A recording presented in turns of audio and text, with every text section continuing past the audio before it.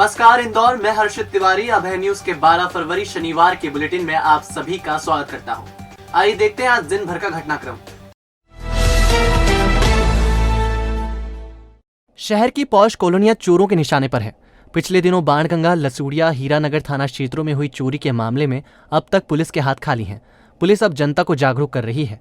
ऐसी कॉलोनियां जहां सीसीटीवी कैमरे और सुरक्षाकर्मी नहीं है, वहां जनता से अपील करके सीसीटीवी और सुरक्षाकर्मी की मौजूदगी की अपील कर रही है। पिछले दिनों लसूड़िया थाना क्षेत्र में फार्मेसी कंपनी संचालक के ऑफिस से चोरी हुई 1 किलो सोने की ईंट और 2.5 किलो चांदी के मामले में चोर अभी पुलिस गिरफ्त से दूर हैं। मामले में पुलिस को सीसीटीवी फुटेज जरूर मिले हैं। पुलिस के लिए बड़ी चुनौती ये है कि शहर में विकास कार्यों के साथ नई कॉलोनियां बन रही हैं। कई किलोमीटर तक बसी कॉलोनियां आउटर इलाकों में होने से चोर इन सुनसान कॉलोनियों में घरों को निशाना बना रहे हैं। पुलिस की कमी के कारण कई गैंग सक्रिय होती हैं। ऐसे में पुलिस आरोपियों की धरपकड़ के लिए अत्याधुनिक संसाधनों का भी इस्तेमाल कर रही है। पुलिस ने डाटाबेस तैयार किया है जिसमें पकड़े गए पुराने गिरोह के फिंगरप्रिंट से लेकर उनकी पूरी जानकारी उपलब्ध है, जिसे अन्य राज्यों और अन्य शहरों में भी शेयर किया जाता है। ऐसे गिरोह जब भी सक्रिय होती है, पुलिस को डेटाबेस के आधार पर ऐसे आरोपियों को पकड़ने में आसानी होती है। हालांकि अब देखना है कि पुलिस इन आरोपियों को कब गिरफ्त में लेती है। टेक्नोलॉजी के उपयोग से हमको पकड़ने में आसानी होती है। हमारे पास फिंगरप्रिंट का डेटाबेस है, पुराने अपराधियों का, और भी कुछ चीजें हैं डेटाबेस में। जहां जैसी जरूरत पड़ती है हम उनका उपयोग करते हैं और अब भविष्य में इनका उपयोग और बढ़ाया जाएगा। सराफा बाजार में ज्वेलरी बनाने वाला बंगाली बाबू मोशाय ज्वेलर्स का सोना लेकर फरार हो गया। पीड़ित व्यापारियों ने सराफा पुलिस को शिकायत की है।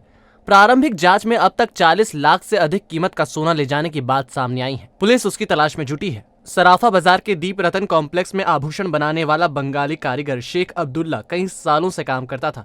सराफा के व्यापारी उसे सोना देते थे, जिसकी ज्वेलरी बनाकर वो वापस देता था। दुप्पड़ ज्वेलर्स के संचालक राजू सोनी ने बेटी खुशबू के लिए आभूषण बनाने के लिए 260 ग्राम सोना दिया था। वहीं अन्य ज्वेलर्स ने भी हमेशा की तरह आभूषण बनाने के लिए सोना दिया था, लेकिन इस बार वह सोना लेकर भाग निकला। अब तक 40 लाख से अधिक के सोना ले जाने की बात सामने आई है। आज एक प्रकरण पंजीबद्ध हुआ है जिसमें एक व्यापारी ने, जो बंगाली कारीगर है, उनको सोना जेवर बनाने के लिए दिया था, परंतु उक्त कारीगर द्वारा उक्त सोना के जेवर न बनाकर और वो सोना लेकर अपनी दुकान बंद करके फरार हो गया, जिस पर धारा 406 का प्रकरण पंजीबद्ध किया। 25 सालों से भारत में पहचान छुपाकर देह व्यापार में लिप्त आरोपी की जानकारी इंटरपोल ने भारत सरकार से मांगी है। इंदौर पुलिस को इस संबंध में पत्र भी मिला है। इसमें इंटरपोल ने आरोपी मोमिनुल के संबंध में जानकारी मांगी है। आरोपी मोमिनुल को बांग्लादेश की पुलिस भी खोज रही है। पुलिस कमिश्नर हरिनारायण चारी मिश्र ने बताया, कुछ महीनों पहले विजयनगर पुलिस ने आरोपी मोमिनुल उर्फ विजय दत्त को गिरफ्तार किया था। विजयनगर थाना टीआई तहजीब काजी ने उसे मुंबई के नाला सोपारा इलाके से पकड़ा था, जिसके गिरफ्त में आने के बाद मुंबई पुलिस की भी नींद उड़ गई थी। देह व्यापार का सरगना मोमिनुल हजारों लड़कियों को इस गंदे धंधे की दलदल में धकेल चुका है। वह अभी इंदौर जेल में बंद है। पिछले दिनों विजयनगर पुलिस ने ऐसे सेक्स स्कैंडल का पर्दाफाश किया था जिसके तार बांग्लादेश से लेकर महाराष्ट्र, गुजरात, राजस्थान और मध्य प्रदेश के अलग अलग शहरों से भी जुड़े थे। आरोपी बांग्लादेश से कई युवतियों को सीमा पार कराकर भारत में लाता और उनके फर्जी आधार कार्ड, वोटर आईडी और अन्य दस्तावेज तैयार करके अलग अलग शहरों में भेज दिया जाता, जिसके बाद उन युवतियों से देह व्यापार कराया जाता था। इसके सरगना का नाम विजय दत्त सामने आया था, जिसके बाद इंदौर पुलिस ने उसे गिरफ्तार किया था। जांच में पता चला था कि उसका असली नाम मोमिनुल रशीद है, जो बांग्लादेश का रहने वाला है और पिछले 25 सालों से अवैध रूप से भारत में रह रहा था। इसके बाद वोटर आईडी, आधार कार्ड और पासपोर्ट भी मिला था। इसे लेकर अन्य एजेंसियों को भी जानकारी दी गई थी। वहीं इंटरपोल ने अब इस आरोपी के बारे में इंदौर पुलिस द्वारा की गई इन्वेस्टिगेशन की जानकारी मांगी है। वहीं फर्जी पासपोर्ट, आधार कार्ड और अन्य दस्तावेजों के लिए भी पुलिस अलग अलग एजेंसियों से जानकारी मांगी है। एक बड़ा मामला विजयनगर थाना क्षेत्र में प्रकाश में आया था, जिसमें बांग्लादेशी एक व्यक्ति था जो यहाँ पे अलग अलग गैर वैधानिक गतिविधियों में लिप्त था।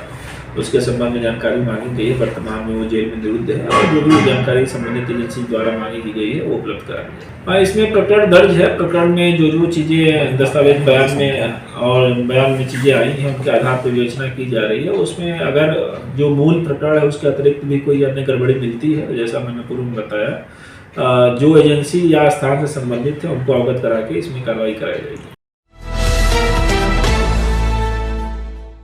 कर्नाटक के बाद पूरे देश में फैले हिजाब विवाद में अब भाजपा के राष्ट्रीय महासचिव कैलाश विजयवर्गीय ने एंट्री मारी है। उन्होंने मामले में ट्वीट किया है। उन्होंने अपनी प्रतिक्रिया में इस मुद्दे को फिर से हवा दे दी है। ट्वीट में विजयवर्गीय ने लिखा, भारत में जब भी कोई विवाद होता है कोई ना कोई गैंग प्रकट हो जाता है। कभी टुकड़े टुकड़े गैंग, कभी मोमबत्ती गैंग, कभी गोलबिंदी गैंग, कभी अवार्ड वापसी गैंग। हिजाब विवाद भी उसी टूल किट का हिस्सा है। सभी के तार आपस में जुड़े हुए हैं और सभी प्रायोजित हैं। इससे एक दिन पहले ही डीएवीवी में वर्कशॉप का उद्घाटन करने आए उच्च शिक्षा मंत्री डॉक्टर मोहन यादव हिजाब के सवाल पर कन्नी काट गए थे। वहीं बीजेपी के समर्पण दिवस कार्यक्रम में पहुंची संस्कृति एवं पर्यटन मंत्री उषा ठाकुर ने कहा था, शैक्षणिक संस्थाओं का अपना अनुशासन होता है, वहां जो यूनिफॉर्म तय की गई हो उसी यूनिफॉर्म का उपयोग किया जाना चाहिए। संविधान इसकी साक्षी देता है। लक्ष्मीबाई अनाज मंडी में किसान फसल बीमा योजना के तहत 1,86,000 किसानों को प्रधानमंत्री फसल बीमा योजना के तहत किसानों के खातों में लगभग 3,80,54,000 रुपए की राशि ट्रांसफर की गई। उसी को लेकर कृषि उपज मंडी में आयोजन शनिवार को हुआ।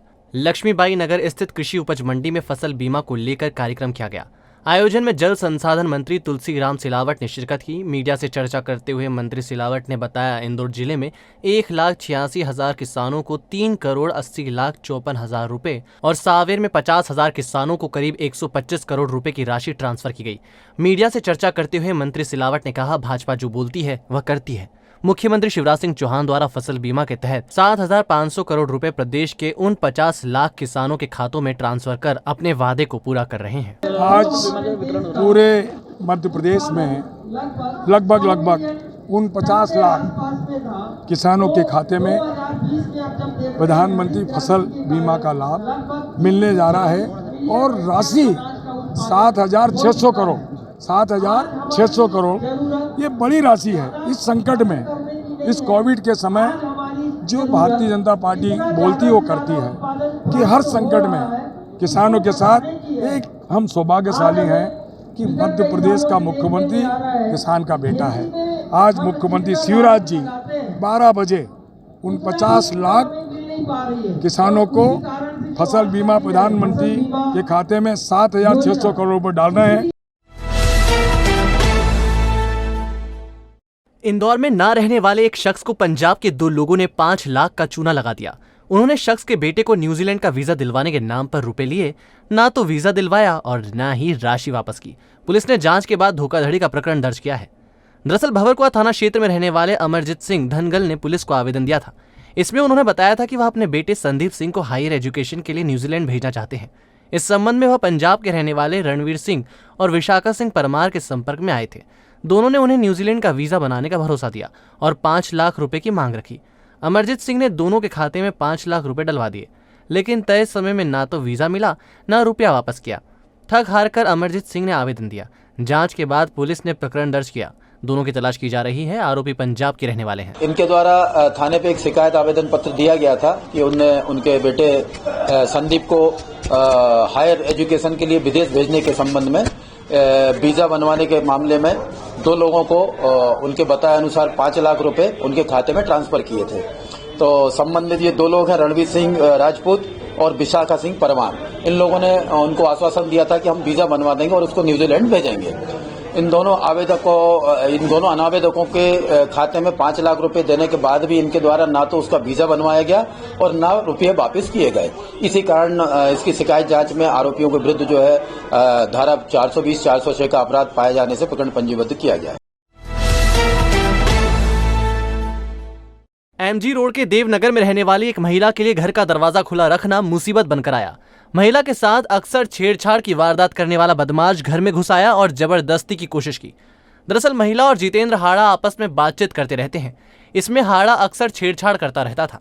महिला ने कभी उसे गंभीरता से नहीं लिया। गुरुवार शाम महिला के घर का दरवाजा खुला रह गया तो बदमाश अंदर घर में घुस आया। उसने महिला को पकड़ लिया और जोर जबरदस्ती की कोशिश की। महिला ने शोर मचाया तो हाड़ा भाग निकला। पुलिस ने जितेंद्र हाड़ा के खिलाफ छेड़छाड़ सहित अन्य धाराओं में प्रकरण दर्ज कर लिया है। आरोपी की तलाश की जा रही है। पीड़िता ने कल हमारे थाने में आई थी। उन्होंने बताया था कि जो उनके फ्रेंड है जितेंद्र हांडे वो उनको परेशान कर रहे हैं और कल उनके घर में आ गए थे वो और उनके साथ उन्होंने बदसलूकी की, जिसकी रिपोर्ट उन्होंने हमारे थाने में की थी। इस पर से अपराध पंजीबद्ध किया है और विवेचना में लिया है।